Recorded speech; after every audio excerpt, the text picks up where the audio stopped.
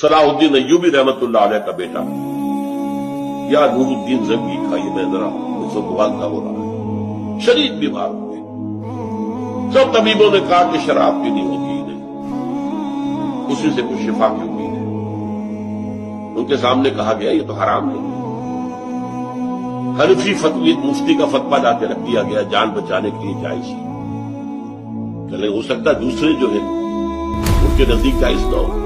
چاروں فقہیں جو تھیں، حنفی، مالکی، شافعی، حنبلی، سب کے مفتیوں کے فتوے لا کر رکھ دیے، دیکھیے سب کہہ رہے ہیں جائز۔ چاروں کو بلا لیا، مجھے یہ بتاؤ کہ کیا اللہ تعالی مجھے شفا دینے پر قادر نہیں ہے بغیر شراب کے؟ نہیں جی نہیں، اللہ تو قادر نہیں۔